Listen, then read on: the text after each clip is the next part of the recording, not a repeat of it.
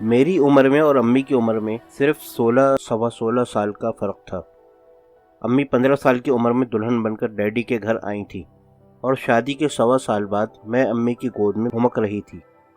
پھر میں ان کی گود میں ایسی ہمکی کہ کسی اور کو اس طرف آنے ہی نہیں دیا۔ اس طرح ممی اور ڈیڈی کا سارا پیار میرے ہی حصے میں آیا۔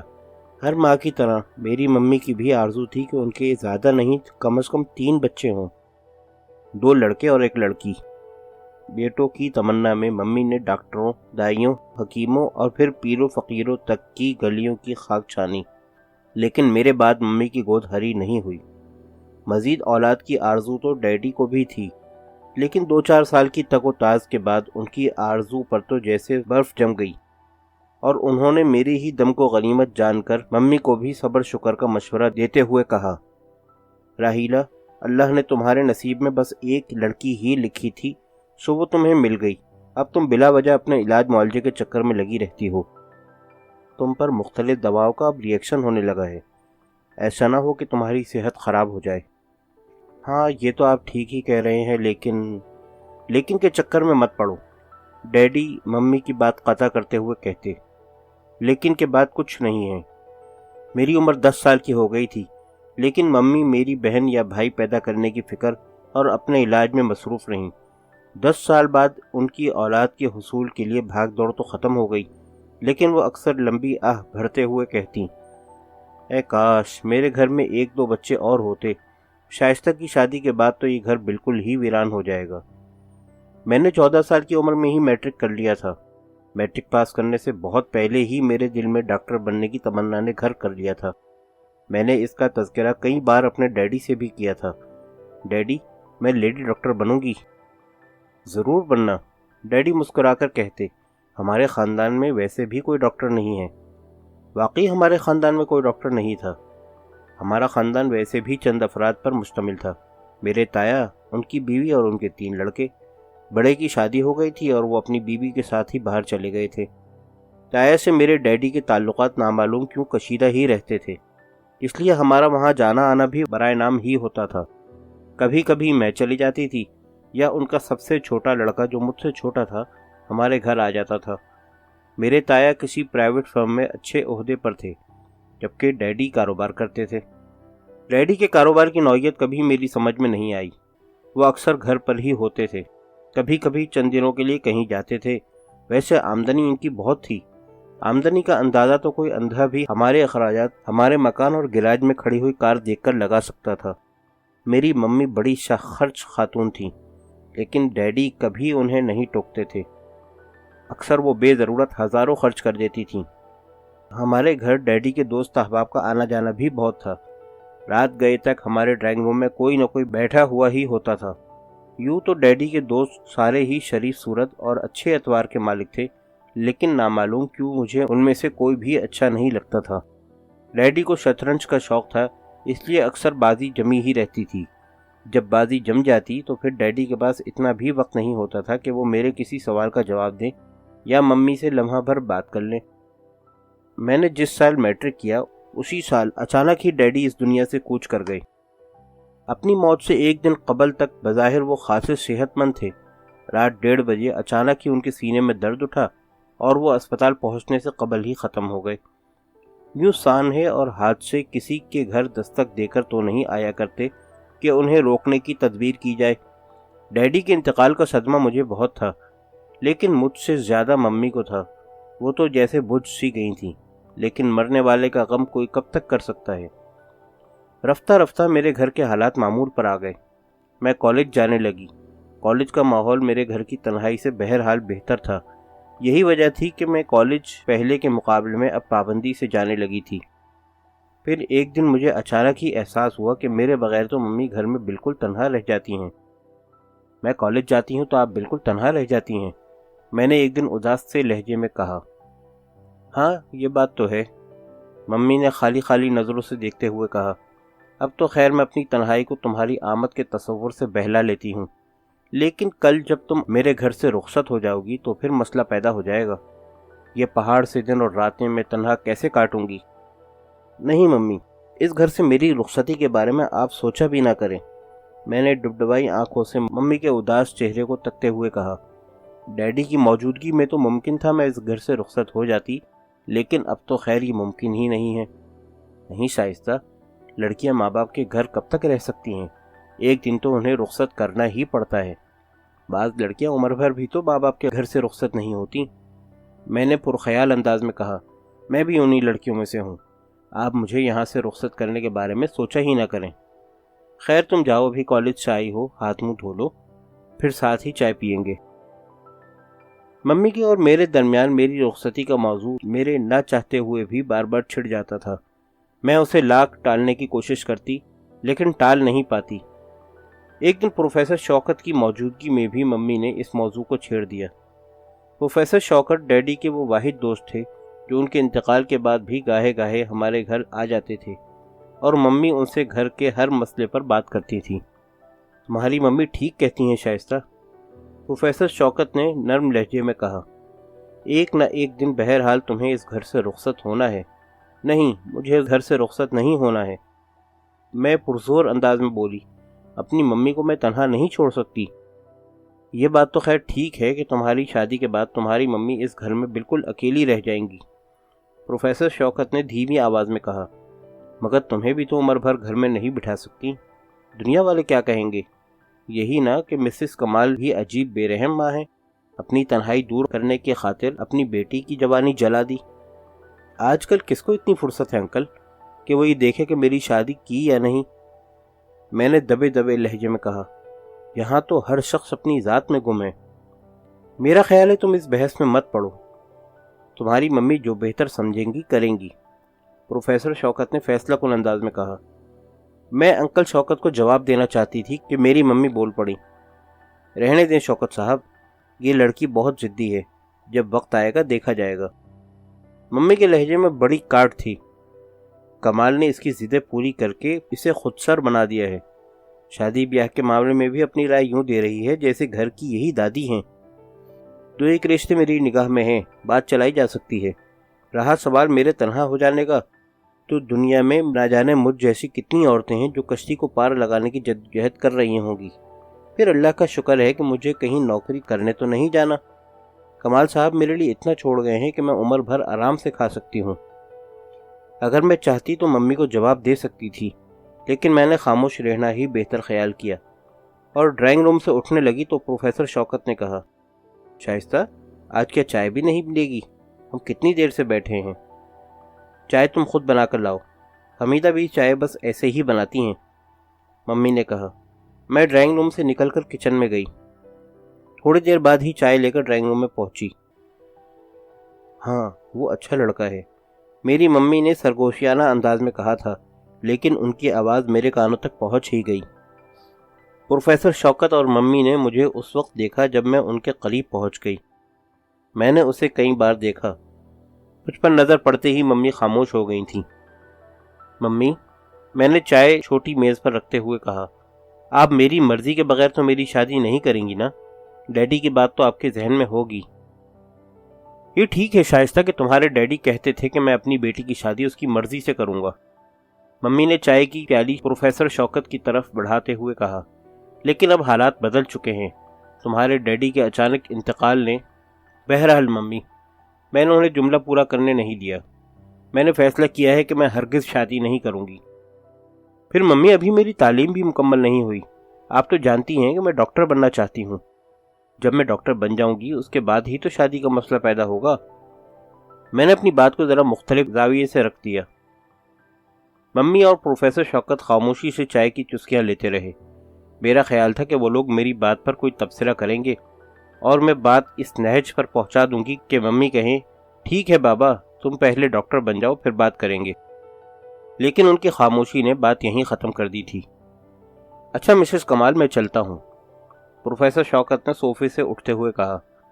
ٹھیک ہے، اللہ حافظ، ممی نے دھیمی آواز میں کہا۔ آپ اپنے طور پر بات آگے بڑھائیں، پھر دیکھیں گے کیا نتیجہ نکلتا ہے۔ آپ 2 دن بعد تو میرے گھر آئیں گے ہی، پھر بات کر لیں گے، میں منتظر رہوں گی۔ پروفیسر شوکت ممی کی بات سننے کے بعد ڈرائنگ روم سے باہر گئے اور پھر بیرونی دروازہ بھی پار کر لیا۔ معلوم نہیں ممی، یہ اچانک آپ نے میری شادی کا مسئلہ کیوں چھیڑ دیا؟ پروفیسر شوکت کے جانے کے بعد میں نے ممی کے قریب ہی بیٹھتے ہوئے کہا، یہ اچانک شروع نہیں ہوا بیٹی۔ ممی نے سوچ میں ڈوبے ہوئے لہجے میں کہا، جس دن تمہارا میٹرک کا نتیجہ آیا تھا، اس رات میں اور تمہارے ڈیڈی بہت دیر تک اس مسئلے پر غور کرتے رہے تھے۔ ان کا خیال تھا کہ تمہارے تایا سے بات کی جائے۔ ان کا جو درمیان کا لڑکا ہے زلفی، وہ اچھا بھی ہے اور تم سے بڑا بھی، لیکن میں اس پر تیار نہیں تھی۔ پھر تمہارے ڈیڈی نے کہا تھا کہ میں خود ہی کوئی مناسب رشتہ تلاش کروں۔ اب تو ڈیڈی نہیں ہے نا ممی، اسی لیے تو مجھے اب زیادہ ذمہ داری کا احساس ہو رہا ہے، ممی نے میرے قریب سے اٹھتے ہوئے کہا۔ ممی ڈرائنگ روم سے چلی گئی تھی اور میں سوچتی ہی رہ گئی۔ میرے خیالات کی رو بس ایک ہی سمت بہہ رہی تھی کہ کچھ بھی ہو جائے مجھے ممی کا ساتھ نہیں چھوڑنا چاہیے۔ حصول علم کا بہانہ ٹھیک بھی تھا اور مناسب بھی تھا، اور میں خود بھی ڈاکٹر بننے کے خواب دیکھا کرتی تھی۔ بہت غور کرنے کے بعد میں نے یہی فیصلہ کیا کہ ممی کو اس بات پر تیار کر لیا جائے کہ جب تک میں ڈاکٹر نہیں بن جاتی اس وقت تک میری شادی کے بارے میں غور نہ کریں اور نہ رشتوں کی تلاش کا چکر چلائیں۔ پروفیسر چونکہ ڈیڈی کے بہت گہرے دوست تھے اور ممی ان کی رائے کو افضل بھی سمجھتی تھیں، اس لیے میں نے یہ بھی سوچا کہ پہلے پروفیسر شوکت کو اپنا ہمنوا بناؤں گی تاکہ میری بات میں وزن پیدا ہو۔ انسان سوچتا کچھ ہے اور حالات کچھ اور ہی فیصلہ سنا دیتے ہیں۔ میرے ساتھ بھی یہی ہوا۔ ڈیڈی کی پہلی برسی کے بعد ہی ہمارا گھر ڈھولک کی تھاپ سے گونجنے لگا۔ محلے کی لڑکیاں لہک لہک کر گیت گا رہی تھیں۔ میری ممی خواتین کی خاطر مدارت اور پروفیسر شوکت مردوں کی تواضع میں لگے ہوئے تھے۔ میں ایک کمرے میں سکڑی سمٹی بیٹھی ممی کے تنہا ہو جانے کے غم میں آنسو بہا رہی تھی۔ میری شادی کی بات چیت خاموشی سے طے پا گئی تھی۔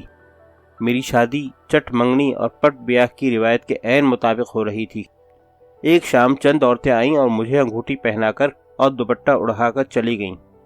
میں نے ان عورتوں کے جانے کے بعد ممی سے احتجاجی انداز میں بہت کچھ کہا، لیکن وہ صرف مسکراتی رہیں۔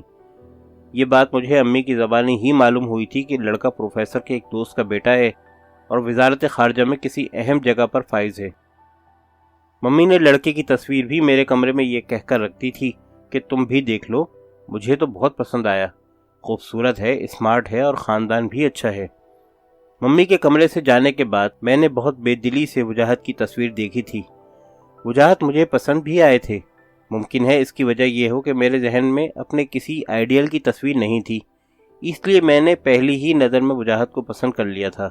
اس کے باوجود بھی یہ شادی میری مرضی کے خلاف تھی، میرے فیصلے اور منصوبے کے خلاف تھی۔ محلے کی لڑکیوں نے میری شادی کے گیت گائے اور پھر رخصتی کے بھی۔ ممی نے مجھے سینے سے لگا کر کار میں بٹھا دیا۔ میں سخی حسن سے رخصت ہو کر ناظم آباد آ گئی۔ اپنے دلہا کے گھر آتے ہوئے میں تمام راستہ سوچتی آئی تھی کہ ناظم آباد اور سخی حسن کے درمیان زیادہ فاصلہ نہیں ہے۔ میں ایسے حالات پیدا کر دوں گی کہ دن کا بیشتر وقت اپنی ممی کے پاس ہی گزرے، شام ڈھلے اپنے گھر آ جایا کروں گی۔ شادی کے بعد کا 1.5 ماہ تو مختلف رسومات اور مہمانوں کے آنے جانے میں ہی لگ گیا۔ اس دوران بھی میں کسی نہ کسی طرح وقت نکال کر دوسرے تیسرے دن ممی کے پاس چلی جاتی تھی، اور میری خواہش یہ ہوتی تھی کہ زیادہ سے زیادہ وقت ممی کے پاس ہی گزر جائے۔ میری شادی کو ابھی 3 ماہ ہی گزرے تھے کہ وجاہت نے ایک دن بری خبر سنائی۔ میرے لیے تو یہ بری خبر ہی تھی، جبکہ وجاہت یہ خبر سنانے کے لیے مٹھائی لے کر آئے تھے۔ سب سے پہلے انہوں نے اپنی امی اور ابو کو منہ میٹھا کیا اور پھر میرے لبوں سے گلاب جامن لگاتے ہوئے کہا، شائستہ آج میں بہت خوش ہوں، میری ترقی ہو گئی ہے اور ہم 1 ہفتے کے اندر اندر یہاں سے اسلام آباد منتقل ہو جائیں گے۔ اسلام آباد کی آب و ہوا اتنی اچھی پاک صاف ہے کہ وہاں رہ کر امی کی صحت بھی بے دوا کے ہی اچھی ہو جائے گی۔ وجاہت کے ہاتھ میں دبے ہوئے گلاب جامن کو میں نے کاٹ تو لیا، لیکن اسے چبا کر نگلنا میرے لیے مشکل ہو گیا تھا۔ اپنی ممی سے اتنی دور چلے جانے کا خیال میرے لیے زہر سے کم نہیں تھا۔ میں نے اپنے بدلے ہوئے چہرے پر خوشگوار تاثر پیدا کرنے کی کوشش کرتے ہوئے کہا، تو کیا ہم لوگ سب آپ کے ساتھ اسلام آباد چلیں گے؟ اچھا، تو ہم لوگ ہیں ہی کتنے؟ وجاہت نے تعجب انگیز لہجے میں کہا، امی، ابو، تم اور میں، باجی تو اپنے گھر کی ہیں۔ بات وجاہت کی ٹھیک ہی تھی، ہم باقی اتنے ہی تو تھے۔ ابو ریٹائرڈ زندگی گزار رہے تھے، وہ بھی حکومت ہی کے کسی محکمے میں ملازم تھے، خوش مزاج اور سلجھے ہوئے آدمی تھے۔ मेरी सास से वो बहुत मोहब्बत करते थे। वैसे मेरी सास जोड़ों के दर्द में मुब्तला थीं। मैं चूँकि वजाहत के बाद इनकी ही खिदमत में लगी रहती थी, इसलिए उनकी मोहब्बतें भीड़ समेट रही थी। वजाहत के घर में मुझे ज़्यादा दिनों अजनबियत का एहसास नहीं हुआ था। कुछ मेरा रवैया बेहतर था और कुछ वो लोग भी अच्छे थे। मैं बहुत ज़्यादा खूबसूरत तो नहीं थी, लेकिन वजाहत के दिल में मैंने बहुत जल्द अपना एक मकाम बना लिया था। वो मुझे बहुत चाहने लगे थे, मेरी किसी ख्वाहिश को रद्द नहीं करते थे। यही सब कुछ सोचते हुए मेरे दिल में ख्याल आया कि मैं वजाहत से कहूँ कि मेरी मम्मी को भी साथ ले चलें, हमारे साथ रह लेंगी और ये कोई बुरी बात भी नहीं है। लेकिन मैं इस ख्याल पर ज़्यादा देर जमी नहीं रह सकी। इसकी वजह यह थी कि बग़ैर मम्मी से बात किए इस मसले को वजाहत के आगे रखना ठीक नहीं था। वजाहत तो खैर इनकार नहीं करते, लेकिन अगर मम्मी ने मना कर दिया तो बात ख़राब हो जाएगी। दूसरे दिन मैं और वजाहत यही खुशखबरी सुनाने मम्मी के घर पहुँचे। मम्मी ने मेरा इस्तकबाल ऐसे ही किया जैसे मैं बरसों बाद उनके घर गई हूँ। हालांकि 2 दिन पहले ही मैं मम्मी के साथ 4 घंटे गुजार कर गई थी। कैसे हो वजाहत? मम्मी ने उस वक्त कहा जब हम ड्राइंग रूम में बैठ चुके थे। मैंने सुबह ही सोचा था कि शाम की चाय तुम्हारे घर पी जाए, तो अब आप हमारे साथ ही चलें। वजाहत ने मुस्कुराते हुए कहा, अब भी आप शाम की चाय हमारे साथ पी सकती हैं। अब नहीं, अब तो तुम लोग खुद ही आ गए माशाल्लाह। इतना कहकर मम्मी ने हमीदा बी को आवाज़ दी और हमारे लिए चाय वगैरह लाने के लिए कहा। मैं तो जुम्मे के दिन ही आपके पास आता, लेकिन आज चूँकि आपको एक खुशखबरी सुनानी थी इसलिए चले आए। कोई बात नहीं बेटे, घर तुम्हारा है, तुम रोज़ आओ। असल में मेरी तरक्की हो गई है, वजाहत ने सुनी अनसुनी करते हुए कहा। वाकई खुशी की बात है, मम्मी ने मुस्कुराते हुए कहा। अगर तुम कहो तो इस सिलसिले में तुम्हारी पार्टी कर दूं? नहीं मम्मी, इसकी अव्वल तो कोई ज़रूरत नहीं।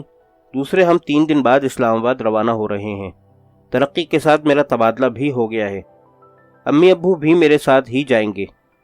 सोचा तो यही था कि पहले तन्हा चला जाऊं। वजाहत ने मेरे चेहरे की तरफ देखते हुए कहा, लेकिन मैं तन्हा वहां नहीं रह सकता। फिर घर वालों के लेने के लिए आना भी एक मसला ही था। अब यह है कि सब साथ ही चले जाएंगे। वजाहत कह रहे थे और मैं मम्मी के चेहरे को पढ़ने की कोशिश कर रही थी, लेकिन मुझे कामयाबी नहीं हुई। मुसर्रत और उदासी के तासुरात उनके चेहरे पर ऐसे गडमड हो गए थे कि किसी के ज़्यादा या कम का अंदाज़ा लगाना दुश्वार था। 3 दिन में कैसे जाओगे? मम्मी ने खुद कलामी अंदाज में कहा। 3-4 दिन तो तैयारी ही में लग जाएंगे। तैयारी क्या करनी है अम्मी? वजाहत ने मुस्कुराते हुए कहा, ज़रूरत का सारा सामान यहाँ से मैं कल ही बुक करा दूंगा। परसों रात की फ़्लाइट से हम लोग चले जाएंगे। सामान चूँकि ट्रेन से बुक होगा इसलिए हमारे इस्लामाबाद पहुँचने के बाद ही पहुँचेगा। वहाँ मेरे दफ्तर के बहुत से लोग हैं, उन्हीं में से किसी एक के घर 2-4 दिन गुजार लेंगे। हाँ, बात तो तुम ठीक कह रहे हो, मम्मी ने सोफे से उठते हुए कहा। मम्मी के साथ मैं भी ये सोचकर उठ गई कि मम्मी के साथ चलने के बारे में बात कर लूँगी। ड्राइंग रूम से निकलते हुए मैंने वजाहत को इशारा किया कि मैं अभी आई। मम्मी किचन के पास ही थीं। उनके करीब पहुंचकर मैंने कहा, मम्मी मैं कुछ कहना चाहती हूँ आपके कमरे में। वजाहत, मम्मी ने ज़ेरे लब कहा। उन्हें बैठने दें, हम अभी तो आ जाएंगे, मैं बोली। अपने कमरे में पहुंचकर बेड पर बैठते हुए मम्मी ने कहा, क्या बात है मम्मी, ऐसा नहीं हो सकता कि आप भी हमारे साथ चलें? मैंने ज़ेरे लब कहा, वजाहत से मैं बात कर लूँगी, वो मान जाएंगे। वो अपनी अम्मी ही की तरह आपको भी चाहते हैं। मैं कहूँगी तो वो इनकार नहीं करेंगे। अब आप खुद गौर करें, मैं इतनी दूर आपको यहाँ तन्हा छोड़कर चली जाऊँ, ये कैसे मुमकिन है? तुम्हारी शादी हो गई है शाइस्ता, मम्मी ने मेरी तरफ इस्तेजाबिया अंदाज में देखते हुए कहा। अब तो तुम बच्चों ऐसी बातें ना करो। भलाई कैसे मुमकिन है कि मैं तुम्हारी ससुराल में जाकर रहूं? लोग क्या कहेंगे और ख़ुद तुम्हारे ससुर और सास क्या ख्याल करेंगे? मगर इसमें बुराई क्या है मम्मी? बहुत बुराई है बेटी, मम्मी ने मोहब्बत से मेरे सर पर हाथ फेरते हुए कहा। तुम आराम से जाओ और सुकून से रहो। अब मेरी फिक्र ज़्यादा मत किया करो। ऐसे दिनों में औरत को बिल्कुल बेफिक्र हो जाना चाहिए, वरना बच्चे। रहने दें मम्मी, ये आपने कौन सी बात छेड़ दी? मेरे गालों पर सुर्खी दौड़ गई थी। बहरहाल मैं यहाँ ठीक रहूँगी, मेरी फिक्र मत किया करो, मम्मी ने नर्म लहजे में कहा। अब हमीदा भी वैसे भी सुबह से रात तक रहने लगी हैं। پھر تم جانتی ہو کہ میں ڈرپوک بھی نہیں ہوں، اس لیے رات کو بہت سکون سے سوتی ہوں۔ بس تم اپنی صحت کا خیال رکھنا۔ ممی کے ساتھ ڈرائنگ روم میں داخل ہوتے ہوئے میں سوچ رہی تھی کہ اچھا ہی ہوا میں نے وجاہت سے بات نہیں کی، ورنہ وہ کیا سوچتے۔ میں اور وجاہت بہت دیر تک ممی کے پاس بیٹھے رہے اور پھر اٹھ گئے۔ ممی نے کہا بھی کہ رات کا کھانا کھا کر جائیں، لیکن وجاہت نے منع کر دیا اور میں خود بھی جلدی جانا چاہتی تھی کیونکہ جانے کی تیاری کرنا تھی۔ تیسرے دن ممی ہمیں رخصت کرنے ایئرپورٹ آئی تھیں۔ ممی سے اتنی دور چلے جانے کا میں نے چونکہ تصور بھی نہیں کیا تھا، اس لیے میری آنکھوں سے جھڑی لگ گئی تھی۔ میں بار بار آنسو خشک کرتی لیکن بار بار آنکھیں بھر آتی۔ آنسو تو ممی کی آنکھوں سے بھی جھلک رہے تھے۔ پھر انہوں نے مجھے سینے سے لگا کر میری پیشانی پر بوسہ دیا اور اپنی ساری کے پلو سے آنسو خشک کیے۔ ممی، اگر آپ میری بات نہیں شائستہ، انہوں نے میرے کان کے قریب سرگوشی کی، تمہارے ساتھ جانا اور تمہارے سسرال میں رہنا میرے لیے ممکن نہیں۔ تم بہت یاد آؤ گی، لیکن مجبوری ہے۔ میں اس وقت ممی سے بہت کچھ کہنا چاہتی تھی، لیکن میری زبان سے ایک لفظ بھی ادا نہیں ہو سکا۔ میں ان کے چہرے کو تکتی رہی، پھر وجاہت کے احساس دلانے پر لانچ کی طرف بڑھ گئی۔ بار بار میں پیچھے مڑ کر دیکھتی اور بار بار ممی ہاتھ ہلا دیتی۔ کراچی سے اسلام آباد کا سفر ممی ہی کے تصور میں کٹ گیا۔ ممی کی عمر بیوہ ہونے کی نہیں تھی۔ ایک یہ کہ عمر کم تھی، دوسرے یہ کہ ان کی جسمانی ساخت ایسی تھی کہ وہ میری ممی کے بجائے میری بڑی بہن لگتی تھی۔ ڈیڈی کے انتقال کے بعد ان کے چہرے پر اداسی کے رنگ میں اضافہ ہو گیا تھا، اس کے باوجود بھی وہ مجھ سے کم نہیں تھیں۔ 32 سال کی عمر ویسے بھی کوئی زیادہ نہیں ہوتی۔ ایک طرح سے میری ممی جوانی ہی میں بیوہ ہو گئی تھی۔ ایسی عمر میں تنہائی عذاب ہی تو ہوتی ہے، یہی سوچ سوچ کر میرا دل ڈوبنے لگتا تھا۔ ان کی تنہائی دور کرنے کا میرے پاس ایک ہی طریقہ تھا کہ بس کسی طرح میں ان کے ساتھ رہوں۔ اسلام آباد پہنچنے کے بعد 1-2 ہفتے تو مکان کی آرائش وغیرہ میں لگ گئے۔ اس کے باوجود بھی جب میں بستر پر لیٹتی تو ممی کا اداس چہرہ میری نگاہوں میں گھوم جاتا اور میری نیند اڑ جاتی۔ دن میں کام کرنے اور راتوں کو جاگنے سے مجھے بخار آ گیا تھا اور کئی روز تک میں بخار میں مبتلا رہی۔ اگر تم کہو تو میں ممی کو فون کر دوں، ایک دن وجاہت نے مجھے دوا کھلانے کے بعد کہا۔ ویسے آج بخار کم ہے، بخار کی وجہ سے کمزوری ہو گئی ہے، بس چند دنوں میں ٹھیک ہو جاؤ گی۔ امی کہہ رہی تھی کہ تم وقت سے دوا نہیں لیتی۔ کیوں؟ امی ٹھیک کہہ رہی تھیں، نامعلوم کیوں میرا دل دوا کھانے پر آمادہ ہی نہیں ہوتا۔ وجاہت چند لمحے تک میرے چہرے کو تکتے رہے، اس کے بعد لبوں پر مسکراہٹ بکھیرتے ہوئے بولے، امی کا خیال ہے کہ عورت کو زیادہ دنوں تک بیمار نہیں رہنا چاہیے۔ اگر تم پابندی سے دوا نہیں کھاؤ گی تو کہیں ایسا ویسا مسئلہ نہ کھڑا ہو جائے۔ میں نے وجاہت سے وعدہ کیا کہ میں پابندی سے دوا کھاؤں گی۔ ممی کو فون کرنے کے سلسلے میں نے منع کر دیا تھا، انہیں پریشان کرنا ٹھیک نہیں تھا۔ وہ میری بیماری کا سنتے ہی یہاں پہنچ جاتی اور پھر فوراً ہی یہاں سے رخصت بھی ہو جاتی۔ ان کا آنا اور پھر چلے جانا مجھے منظور نہیں تھا۔ میں سوچتی میری خاطر وہ کیوں پریشان ہو، پہلے ہی وہ کم پریشان تو نہیں ہے۔ میرا بخار جب ختم ہو گیا تو میں نے انہیں خط لکھا۔ اس خط میں یہاں کے تمام حالات لکھنے کے بعد میں نے سرسری انداز میں اپنی بیماری کا حوالہ بھی دیا اور صحت مندی کی اطلاع بھی۔ اس خط کے جواب میں ممی نے دیر نہیں کی۔ اس طرح ممی کے اور میرے درمیان خطوط کا تبادلہ باقاعدہ شروع ہو گیا۔ اسلام آباد آئے ہوئے مجھے 2 ماہ گزر گئے تھے۔ ان 2 ماہ میں نے ممی کو 8-9 خط لکھے تھے اور انہوں نے بغیر کسی تاخیر کے ان کا جواب دیا تھا۔ ان کا خط پڑھ کر میں ہی نہیں، وجاہت بھی اداس ہو جاتے تھے، حالانکہ وہ اپنی تنہائی کے دکھ کا ان خطوط میں بالکل ذکر نہیں کرتی تھیں، لیکن جب وہ میری دوری کا حوالہ دے کر میرے یاد آنے کی بات کرتی تھیں تو میرے آنسو نکل پڑتے تھے۔ ممی کی تنہائی کے دکھ کا میرے پاس کوئی علاج ہوتا تو میں ہر صورت وہ کر گزرتا۔ وجاہت نے ایک رات ممی کا خط پڑھ کر کہا، آج میں صبح سے ایک بات سوچ رہی ہوں۔ میں نے زیر لب کہا، لیکن معلوم نہیں میرے منہ سے ایسی بات سن کر آپ کیا خیال کریں گے؟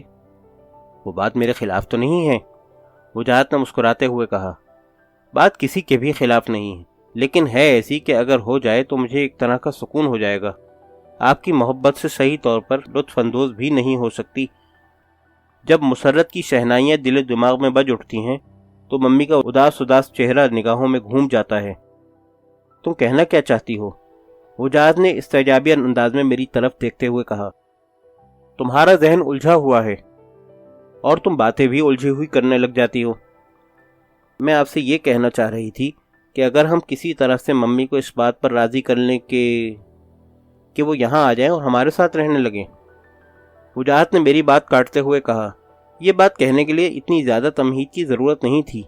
मम्मी तुम्हारी नहीं मेरी भी हैं। अगर वो यहाँ आ जाती हैं तो मुझे खुशी होगी। मैं कुछ और कहना चाह रही हूँ, आपने बात दरमियान से उचक ली। मैंने उदास से लहजे में कहा, मैं कह रही थी कि अगर हम दोनों मिलकर किसी तरह मम्मी को इस बात पर आमादा कर लें कि वो दोबारा अपना घर बसा लें तो कैसा रहेगा? मैंने फंसी फंसी आवाज़ में कहा। वजाहत को जैसे सकता सा हो गया। वो कुछ देर तक कुछ नहीं बोल सके। मैं भी शर्मिंदगी ही महसूस कर रही थी। पहले तो मैं बेड की चादर को तकती रही, फिर मैंने वजाहत का चेहरा पढ़ने की कोशिश की। उनके चेहरे पर हैरत ही हैरत थी। वो थोड़ी देर तक शायद गौर करते रहे और फिर जब बोले तो इत्मीनान सा हुआ। ख्याल बुरा नहीं है, वैसे भी मम्मी की उम्र कोई ज़्यादा नहीं है। दूसरी बात यह है कि अगर तुम्हारे अलावा उनका कोई लड़का भी होता, भले वो छोटा ही होता, तब भी मम्मी का दूसरा निकाह लोगों के लिए मजाक का सामान मुहैया करता। लेकिन मम्मी तो बिल्कुल ही तन्हा हैं। अगर मैं कराची में रहती तो भी कोई बात थी, अब तो मैं भी उनसे दूर हो गई हूँ। अब सवाल ये पैदा होता है कि क्या मम्मी दूसरे निकाह के लिए तैयार हो जाएंगी? वजाहत ने पुरख्याल अंदाज में कहा। वो तैयार तो नहीं होंगी, इसलिए कि वो डैडी से बहुत मोहब्बत करती थीं। मैंने कहा, लेकिन उन्हें तैयार किया जा सकता है, उन्हें समझाया जा सकता है। फिर दूसरा निकाह अगर औरत बिल्कुल ही तन्हा रह जाए तो कोई बुरी बात भी नहीं है। मज़हब भी उसकी इजाज़त देता है और ये कोई गैर शरई काम तो नहीं है। फ़र्ज़ करो हम दोनों मम्मी से बात करते हैं, उन्हें मुख्तलिफ दलाइल से समझाने की कोशिश करते हैं और वो निकाह के लिए तैयार हो जाती हैं, तो फिर फरीक़ सानी कौन होगा? क्या मतलब? मतलब ये कि कोई आदमी भी हमारी नज़र में होना चाहिए ताकि हम पहले उस आदमी को तैयार करें, फिर मम्मी से कहें कि हमने बात कर ली है और वो साहब आपकी ज़िंदगी में दाखिल होने के लिए तैयार हैं। आप हाँ कर दें तो बात बन जाएगी। मसला किसी मर्द का नहीं है, मैंने सोच में डूबे हुए लहजे में कहा। मसला यह है कि पहले मम्मी को तैयार कर लिया जाए कि वो दूसरा निकाह करेंगी, फिर तो किसी से भी बात चलाई जा सकती है। मम्मी खूबसूरत भी हैं, उनकी उम्र भी ज़्यादा नहीं है। बात तो ठीक कह रही हो, लेकिन हमारी नज़र में कोई ना कोई फ़र्द ऐसा होना चाहिए। बल्कि ज़्यादा सही तो यह है कि हमारे जहन में कई नाम होने चाहिए जिनका हवाला देकर हम मम्मी से बात कर सकें। फिर इन कई अफराद में से मम्मी किसी एक।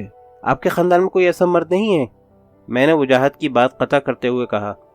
लेकिन हो ऐसा जो मम्मी के साथ उनके घर ही में रहने के लिए तैयार हो जाए, क्योंकि मम्मी अगर दूसरा निकाह करने पर आमादा भी हो गई तो वो किसी ऐसे मर्द को कबूल नहीं करेंगी जो निकाह के बाद उन्हें अपने घर ले जाए।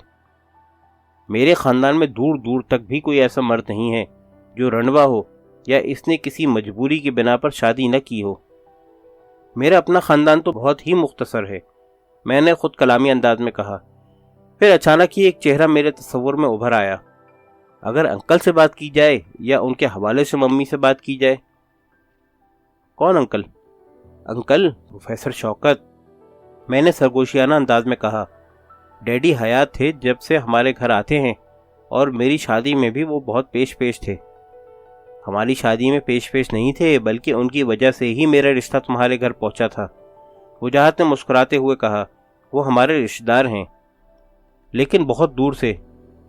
खैर अच्छे आदमी हैं, और सबसे बड़ी बात यह कि मम्मी उन्हें अच्छी तरह जानती हैं।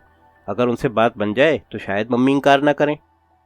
मुझे उनके घरेलू हालात के बारे में ज़्यादा मालूम नहीं, बस इतना मालूम है कि उनकी 2 बहनें हैं। उनकी परवरिश उन्होंने की, अब वो दोनों ही अपने अपने घर की हैं। उनकी शादी हुई थी या नहीं इस बारे में मुझे कुछ नहीं मालूम। मैं जानता हूँ, वजाहत ने कहा। अपनी छोटी बहन की शादी करने के बाद उन्होंने एक खातून से निकाह कर लिया था, लेकिन वो इनके घर 6 माह भी नहीं रहीं। क्यों? 6 माह बाद वो बिजली का झटका लगने से अल्लाह को प्यारी हो गई। वजाहत ने कहा।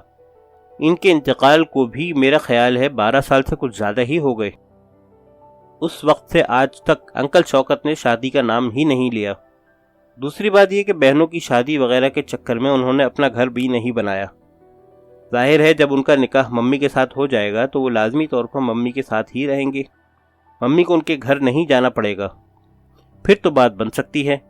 میں نے اپنی مسرت کو چھپانے کی کوشش کرتے ہوئے کہا، انکل پروفیسر مزاج کے بھی بہت اچھے ہیں، اور مجھے تو پھر کیا خیال ہے ممی کو یہاں بلا کر بات کی جائے؟ وجاہت نے میری بات کاٹتے ہوئے کہا، اور پروفیسر انکل؟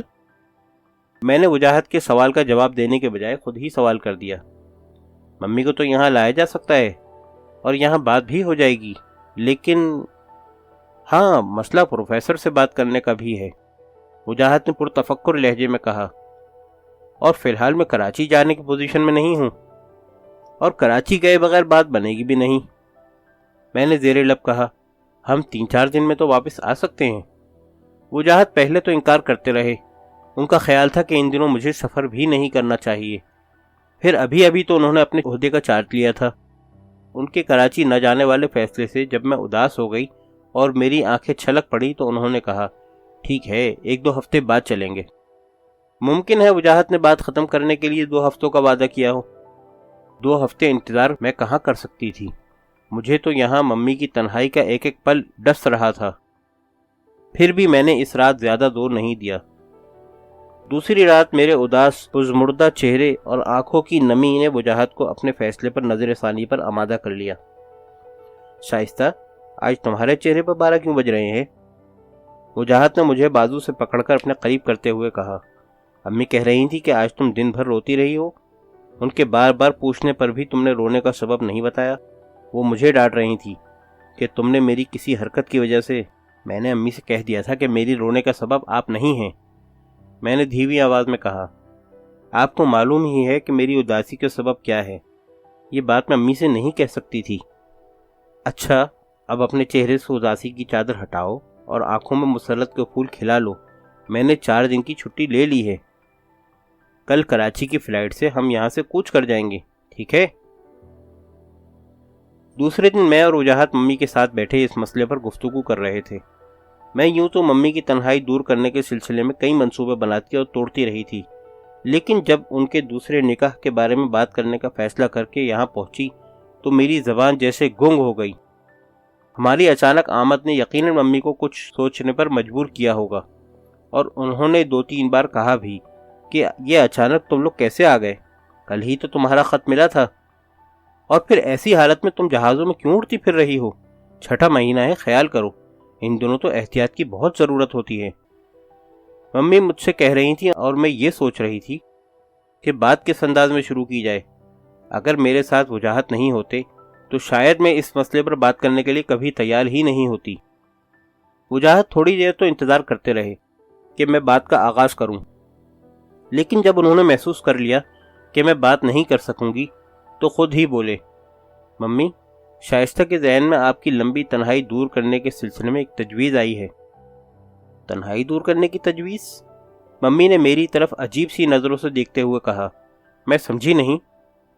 شائستہ کا اور میرا بھی یہی خیال ہے کہ اگر آپ ایک شرعی کام کی ہمت کر لیں تو آپ کی تنہائی دور ہو سکتی ہے، وجاہت نے پھنسی پھنسی آواز میں کہا۔ انہیں بھی یہ جملہ کہتے ہوئے پسینہ آ گیا تھا۔ آپ کی تنہائی کی وجہ سے شائستہ بہت پریشان اور اداس رہتی ہے۔ کئی دن اسی مسئلے پر بات چیت ہوتی رہی۔ میں آپ کو اپنے ساتھ بھی رکھ سکتا ہوں، جیسے میری امی ہیں ویسے ہی آپ بھی ہیں، لیکن شاید آپ اسے گوارا نہیں کریں گی۔ بہرحال بہت غور کرنے کے بعد میں بھی شائستہ ہی کی طرح اس نتیجے پر پہنچا ہوں کہ اگر آپ دوبارہ اپنا گھر بسا لیں تو بات بن جائے گی۔ ویسے بھی ممی آپ کوئی عمر رسیدہ خاتون تو ہے نہیں کہ لوگ انگلیاں اٹھائیں گے، میں نے بھی ہمت کر کے کہہ دیا، پھر آپ کو ایک سہارے کی بھی ضرورت ہے۔ ممی ہم دونوں کی بات بہت غور سے سن رہی تھیں۔ میں بار بار ان کے چہرے سے کچھ پڑھنے کی کوشش کر رہی تھی اور ناکام ہو رہی تھی، اس لیے کہ ان کا چہرہ بالکل سپاٹ تھا، بالکل بے تاثر۔ ایک صاحب ہیں جنہیں آپ بھی اتفاق سے جانتی ہیں، وجاہت نے کہا، اگر آپ دوبارہ کسی مرد کو اپنی زندگی میں داخل کرنے پر آمادہ ہوتی ہیں تو میں اور شائستہ ان صاحب سے بات کریں گے۔ میرا خیال ہے کہ وہ ہماری بات نہیں ٹالیں گے۔ وہ بھی آج کل بالکل آپ ہی کی طرح تنہا رہ گئے ہیں۔ اصولی طور پر تو ممی کو یہ پوچھنا چاہیے تھا کہ وہ کون صاحب ہیں، یا یہ کہ وہ کہتی کہ تم دونوں نے یہ کیا بکواس شروع کر دی، میں بالکل بھی کسی سے نکاح کرنے کے لیے تیار نہیں ہوں، اور زندگی کے باقی سال میں کمال کی یادوں کے سہارے ہی گزار دوں گی۔ اس گھر کی ہر چیز مجھے کمال کی موجودگی کا احساس دلاتی رہتی ہے۔ یہ شائستہ تو بے وجہ میری تنہائی کا غم اپنے سینے سے لگائے ہوئے ہے۔ چند ماہ یا ایک آدھ سال اس غم میں مبتلا رہے گی، پھر میری تنہا زندگی کی یہ بھی عادی ہو جائے گی۔ ممی نے یہ سب کچھ کہنے کے بجائے خاموش رہنا ہی بہتر سمجھا۔ جب وجاہت اپنا آخری فقرہ کہہ چکے تو ممی نے حمیدہ بی کو شام کی چائے لانے کے لیے کہا۔ تھوڑی ہی دیر بعد شام کی چائے بھی آ گئی۔ ممی نے چائے بنائی، میں نے پیالی اٹھا کر وجاہت کو دی اور دوسری پیالی خود اٹھائی۔ ممی نے بسکٹ کی طرف اشارہ کیا۔ وجاہت نے اور میں نے ایک ایک بسکٹ اٹھا لیا۔ ممی نے اپنی پیالی اٹھا کر لبوں سے لگائی۔ اس وقت ممی کی خاموشی مجھے ان کی تنہائی سے زیادہ تکلیف دے رہی تھی۔ اگر وہ اس گفتگو پر ہمیں لان تان بھی کرتیں تو بھی مجھے سکون آ جاتا، لیکن وہ تو کسی بت کی طرح خاموش تھیں۔ میں سوچ رہی تھی شاید ہماری بات چیت انہیں بہت ہی زیادہ گنا گزری ہوگی اور وہ اس کا اظہار کر کے ہمیں دل برداشتہ نہ کرنا چاہتی ہوں۔ میں آہستہ آہستہ چائے کی چسکیاں لے رہی تھی اور میرا ذہن مختلف سوچوں کے درمیان پس رہا تھا کہ ڈرائنگ روم میں لگی ہوئی گھنٹی چیخ پڑی۔ گھنٹی کے آواز کے ساتھ ممی نے چائے کی پیالی میز پر رکھی اور بیرونی دروازے کی طرف بڑھ گئیں۔ جب وہ دوبارہ ڈرائنگ روم میں داخل ہوئیں تو ان کے ساتھ پروفیسر شوکت بھی تھے۔ وہ ہمارے قریب آئے تو میں نے اور وجاہت نے اٹھ کر انہیں سلام کیا۔ انہوں نے اپنی عادت کے مطابق بھرپور مسکراہٹ لبوں پر بکھیرتے ہوئے جواب دیا، شائستہ۔ ممی نے دھیمی آواز میں مجھے مخاطب کیا، انہیں تو تم اچھی طرح جانتی ہو، یہ کون ہیں؟ انہوں نے انگلی پروفیسر انکل کی طرف اٹھا کر کہا۔ جی ہاں، میں نے استجابی انداز میں ممی کی طرف دیکھتے ہوئے کہا۔ ہم سب ہی کھڑے تھے کہ انکل صوفے پر بیٹھتے تو ہم بھی بیٹھ جاتے۔ یہ انکل ہیں، انکل شوکت۔ کیوں؟ یہ اب تمہارے انکل نہیں ہیں، ممی نے مستحکم لہجے میں کہا۔ تمہارے اسلام آباد جانے تک واقعی یہ انکل تھے، لیکن تمہارے اسلام آباد جانے کے بعد میں نے تمہارے رشتے میں تبدیلی کر دی۔ یہ اب تمہارے انکل نہیں، ڈیڈی ہیں۔ ڈیڈی؟ میں نے ایسے کہا جیسے ممی کی بات کو مجھے یقین نہ آیا ہو۔ ڈیڈی؟ میرے ڈیڈی؟ ہاں بیٹی شائستہ، اس بار پروفیسر نے کہا۔ ہم دونوں تنہا تھے، ہم دونوں نے یہی فیصلہ کیا، اور اب میں صوفے پر نڈھال سی بیٹھ گئی۔ ممی کی تنہائی کا مسئلہ تو حل ہو گیا۔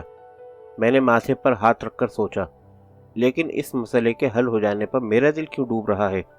میں مسرور کیوں نہیں ہوں؟ ممی اور پروفیسر ڈرائنگ روم سے جا چکے تھے۔ پروفیسر ہی نے ممی کو ڈرائنگ روم سے باہر نکلنے کا اشارہ کیا تھا۔ کیا سوچ رہی ہو شائستہ؟ وجاہت نے میرے کندھے پر ہاتھ رکھتے ہوئے کہا۔ میں نے خالی خالی نظروں سے وجاہت کی طرف دیکھا اور اپنے خشک ہونٹوں پر زبان پھیرتے ہوئے بولی، وجاہت، بس اب یہاں سے چلو۔ ممی کی تنہائی دور ہو گئی۔ کیوں؟ میری تو 4 دن کی چھٹی ہے۔ نہیں، شاید میں اب یہاں نہیں رہ سکوں گی۔ اس کیوں کا میرے پاس کوئی جواب نہیں تھا۔ وجاہت نے بہت اصرار کیا، لیکن میں بس ایک ہی بات کہہ رہی تھی کہ اب یہاں سے چلو۔ دوسرے دن میں اسلام آباد کے لیے روانہ ہو گئی۔ ممی کے گھر تو میں اب بھی سال 6 ماہ میں چلی جاتی ہوں، لیکن نہ جانے کیوں میرے ذہن نے پروفیسر انکل کو ڈیڈی کی حیثیت سے قبول نہیں کیا ہے، اور نہ ہی میں نے انہیں کبھی ڈیڈی کہا۔